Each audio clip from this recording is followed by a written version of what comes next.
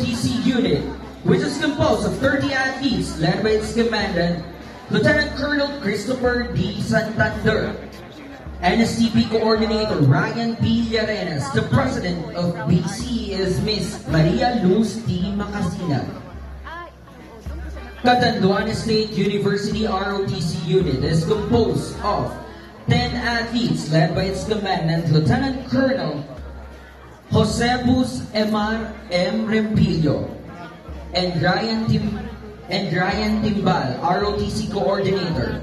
The President of Catanduanes State University, Dr. Patrick Alain Azanza. Central Bicol State University of Agriculture, composed of 86 athletes, led by its commandant, Colonel Versosaldo Paul T. Rehensa, Dr. Melchora B.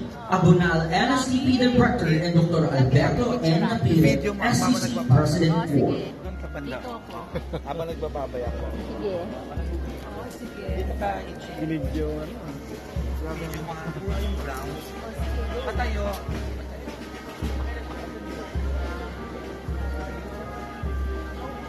Go Bicol!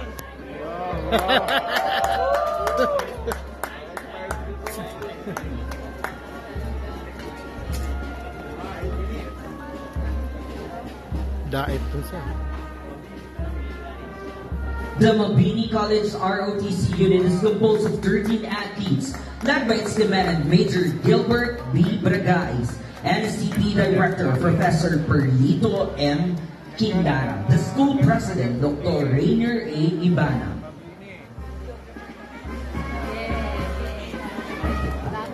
The Naga College Foundation ROTC unit, composed of 40 athletes, and it's led by its commandant, Lieutenant Colonel Arnel D. Pabriaga. The NCF ROTC unit commandant,